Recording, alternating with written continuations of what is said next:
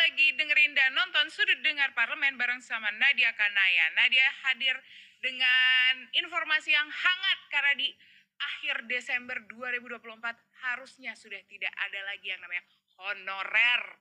Kita mau angkat P3K.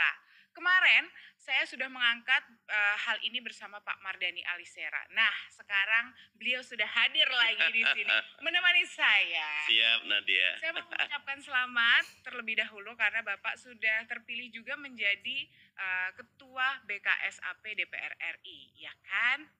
Tetap aja di Komisi 2, jagain Komisi honorer. 2-nya tetap. Oke, siap. Berarti emang Itu yang utama.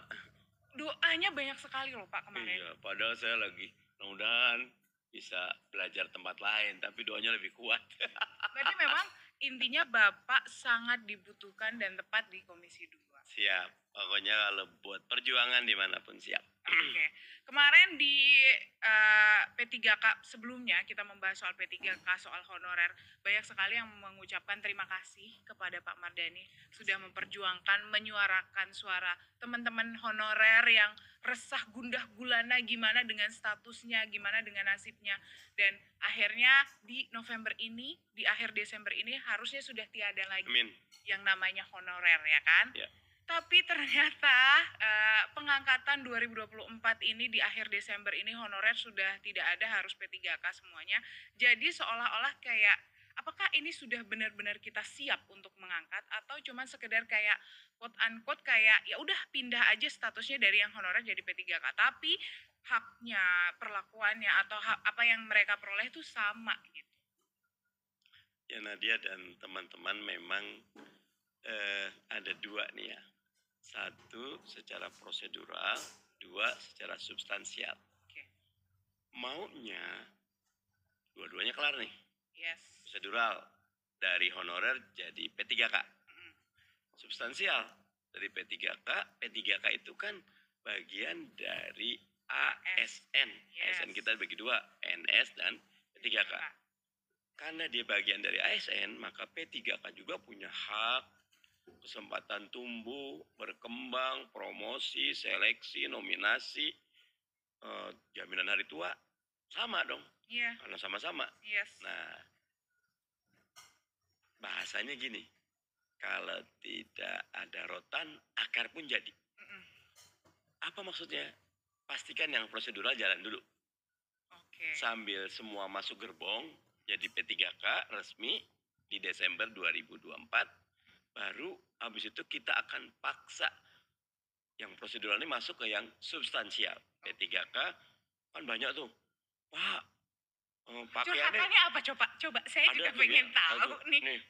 Pak, udah berubah Pak. Saya tadi kerja ini sekarang pindah ke sini. Iya. Pak, saya S1. Ada formasinya di SMA. Oh, ada ya Pak Ada. ya gitu. Oh. Gitu loh. Oke. Pak, Oke. kalau P3K bajunya beda sama PNS katanya gitu loh. Apa baju uniformnya Oke. gitu. Pak, penghasilannya beda. Pak, ada lagi tuh, kita nggak dapat jaminan hari tua atau macam-macam. Yang paling utama Pak, kok masih ada kontrak-kontrak juga kok, nggak kayak PNS. Itu yang ditakutkan. Sebenarnya itu menjadi satu Itu hal udah yang dikhawatirkan. 7 itu yang saya sebut tuh. Nah, itu padahal list pertanyaan saya. Udah Bapak jawab dulu di sini. Karena di WA saya langsung ada, di Instagram ataupun di sosial media saya ada semua. Oke. Nah, jawaban saya prosedural dulu. Masuk gerbong dulu semua. Oke. Jangan nggak masuk gerbong. Berarti harus semuanya dengan adanya Pokoknya kesempatan ini dengan harus payung politik yang ada, bahwa Desember, ada tadi bilang 2024 penataan honorer selesai. Bahkan kalau ketemu sama Pak Nerbe, semua dapat NIP, nomor induk P3K. P3K. Oke. Nah, saya usul masuk situ dulu. Nah, nantinya yang lainnya itu akan mengikuti. Nah, sesudah di dalam, kami akan perjuangkan lagi. Oke. Agar yang prosedural udah selesai, sekarang yang substansialnya.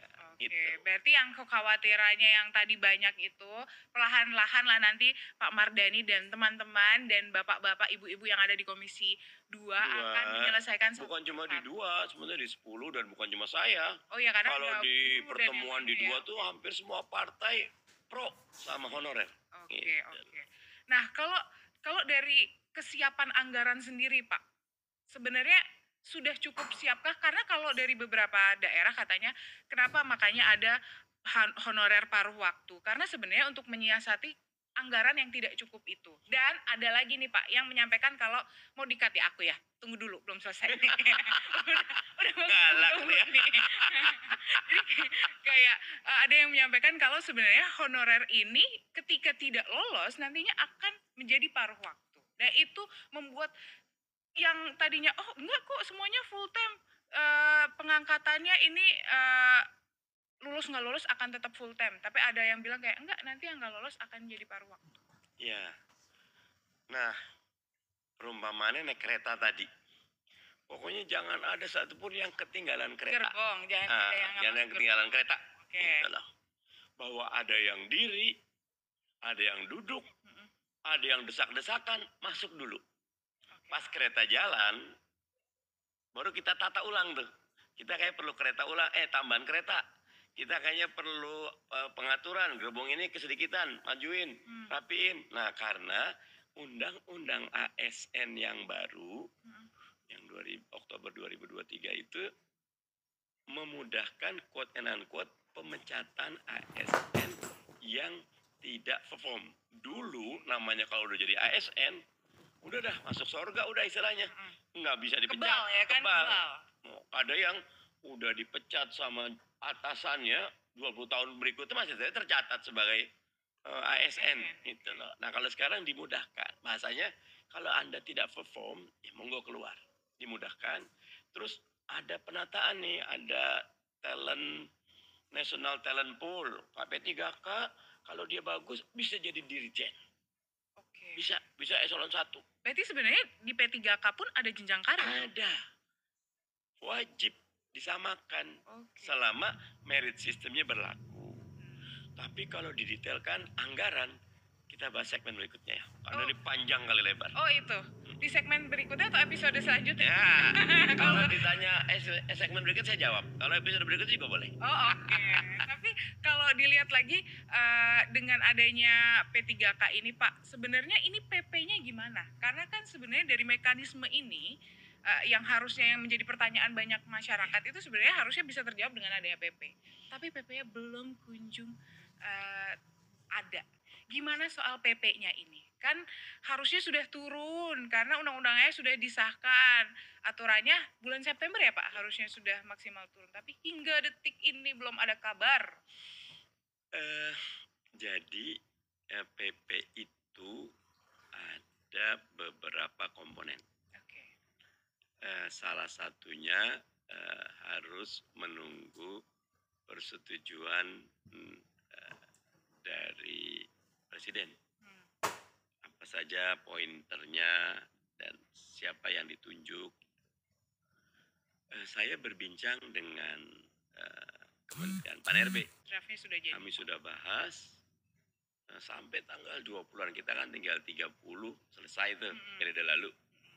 Tanggal 20 kita kejar 2 kali, kita rapat sampai malam. Tapi belum kelar juga. Oke. Teman-teman Pan-RB sih pengen cepat selesai.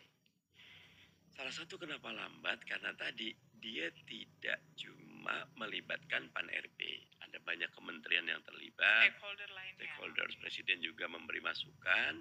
Yang dilakukan Pan-RB bagus. Mereka buat permen.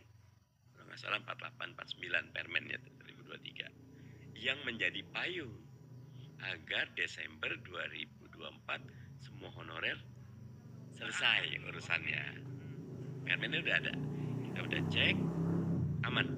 Makanya di harusnya kemarin kan 26 September di kesepakatan kita.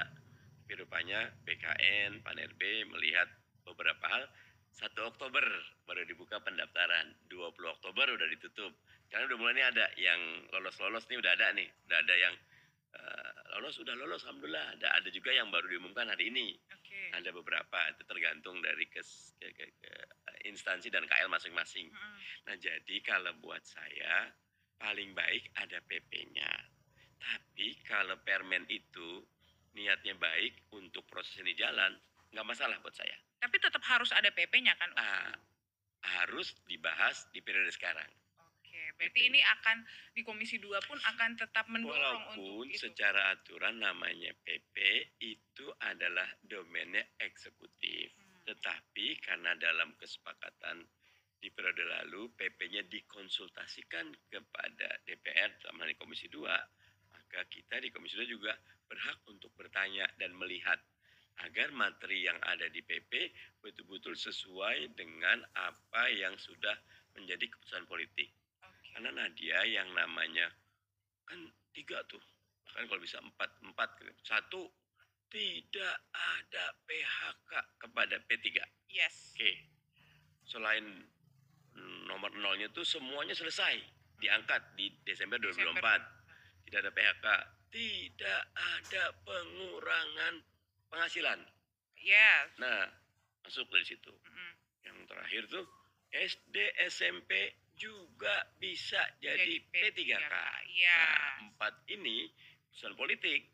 Itulah. Nah, kita pengen di PP itu 4 ini tidak boleh ada yang dianulir. Makanya kita awal PP-nya tuh. PP-nya mudah-mudahan sih periode sekarang bisa cepat selesai. Tapi walaupun menterinya baru, tapi sebenarnya saya nyebutnya Teh Rini karena dulu sesmen kan banyak berhubungannya. Sekarang jadi menteri. Kalau ada yang mencurhatkan, kok bisa sih dari kuliah S1 jadi SMA, kemudian anggarannya gimana? Nah, itu jawabannya seperti apa? Karena sebenarnya curhatan itu juga banyak sekali kan, Pak? Jadi ada 3 level. 1, keputusan politik di tingkat pusat selesai dengan yang tadi tuh. Desember selesai, tidak ada PHK, gaji tidak boleh turun, SD SMP boleh. Nah, di level berikutnya udah ada keputusan 1,7 juta honorer yang terdaftar di BKN semua harus masuk. Okay. Yang tadi itu Desember 2024. Yes. Dan 1,7 itu terbagi menjadi 2. 1 di institusi pusat, pemerintah pusat, 2 di institusi daerah. Institusi pusat secara umum hampir tidak banyak masalah. Karena anggarannya dari APBN. Yang masalah di institusi daerah. Betul. Karena rata-rata daerah itu masih takut merekrut. Katakan kalau kemarin saya tidak salah kan 1,7 itu sekitar 500-an, kalau nanti dicek datanya, pusat 1,2-nya daerah. Nah, yang bawah ini ketika diminta mengajukan membuka formasi agar 1,7 juta itu terserap semuanya, yang diajukan cuma 60-70%-nya. Bahkan kalau beberapa ada yang kosong. Nah, Kementerian Pan-RB itu berkali-kali mendesak daerah segera masukkan formasi biar target 1,7 juta itu segera masuk gitu. Masuk. Tapi daerah punya 2. 1, anggarannya kalau dibebankan ke mereka nggak mampu. Yang kedua, mereka ada aturan di Undang-Undang Keuangan Pusat Daerah tuh belanja pegawai di Pemda itu dibatasi 30%. Siapa yang belanja pegawai di atas 30% akan kena penalti oleh Kementerian Keuangan. Kementerian Dalam Negeri juga akan nah, kata mereka gimana kita disuruh lari tapi kakinya diikat. Makanya dalam RDP terakhir saya bilang masalahnya harus ngundang Menteri Keuangan kemari. Kalau perlu Bappenas kemari, kita bahas ini bareng-bareng. Karena nggak bisa selesai dengan di Pan-RB BKN Mitra Komisi 2. Karena yang pegang talinya, yang buka APBN-nya Kementerian Keuangan atau Kementerian Dalam Negeri. Katakan, dalam rangka untuk melaksanakan keputusan politik 1,7 juta ASN diangkat semua, Kementerian Keuangan 3 tahun ini membolehkan belanja pegawai di angka 40-45%. Iya. Baru mereka berani narik gitu loh. Agak memperbanyak Iya. pilihannya gitu. Nah, sekarang nih yang terakhir dari 1,7 yang masuk formasi cuma 1,2 yang dibuka formasi. 500.000 gak masuk formasi. Tapi kami lagi berjuang 500 ini masuk ke paruh waktu dulu. Biar semuanya keangkut di gerbong kita. Berarti penyelesaiannya terkait dengan ketakutan anggaran itu memang benar dengan paruh waktu ini ya? Benar. Nah, itu paruh waktu tuh sebenarnya gimana Pak sistemnya? Kalau bahasa sederhana sih yang saya tangkap tidak ada yang berani memberikan penjelasan seperti apa sih paruh waktu. Saya tanya desek kalau Terus kenapa keluarkan statement paruh waktu itu? gini, kalau semuanya dipaksa penuh waktu, Tidak ada ada tadi tuh dari 4 tuh ada nomor 5 sebetulnya.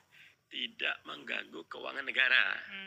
Kalau semuanya diangkat, agak tidak berat. stabil ini nanti ya Kak Bu ya. Kemungkinannya kan misalnya gini, di undang-undang ASN yang baru tuh P3K juga ada klausul jaminan hari tua.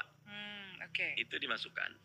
Nah, ketika paruh waktu yang saya dapat informasi, gajinya tetap, tapi hak-hak sisanya belakangan. Itulah. Tapi yang penuh waktu, hak-haknya akan diperjuangkan. Oke, begitu. Jadi sudah terjawab ya untuk paruh waktu. Tapi yang untuk yang SMA yang ke itu tadi belum terjawab. Nah, itu lagi-lagi problemnya diserahkan ke Pemda.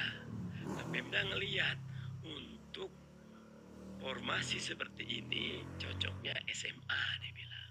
Kan sebelumnya honorer udah S1. Nah, mereka ngitung lagi. Kalau masuk S1, maka hitung-hitungannya gajinya nggak akan bisa mereka tanggung. Oke. Jadi diturunkan. Oke. Nah, saya kalau ada kasus kayak gini, sabar, masuk dulu ke gerbong. Nanti kalau udah di gerbong, kita atur lagi. Oke. Gitu. Jadi gimana nih Pak? Kalau tadi Bapak menyampaikan ya udah yang penting masuk gerbong dulu, nanti akan ada akan diperjuangkan kembali. Artinya nantinya ada harapan untuk yang tadinya SMA ini mungkin mereka juga sedang meniti pendidikan menjadi S1, kemudian ada yang S1 menjadi S2, itu bisa melakukan penyesuaian kan? Karena katanya tadinya nggak ada loh Pak, kalau masuk P3 ke SMA ya udah sampai nanti selesai juga akan menjadi SMA gitu. Tidak boleh. P3K kan tadi saya katakan juga ASN. Oke. Setiap ASN punya hak untuk mengembangkan diri. Yes, apalagi esensi dari undang-undang ASN yang baru itu merit system. Merit system apa? Mereka yang bagus terus tumbuh, mereka nggak bagus ya keluar gitu loh. Nah, kenapa tadi saya katakan masuk gerbong dulu? Karena Desember 2024 baik penuh waktu maupun paruh waktu akan dapat NIP. Itu yang paling penting. Itu dulu. Okay. Ketika sudah dapat NIP berarti negara sudah mengakui keberadaannya.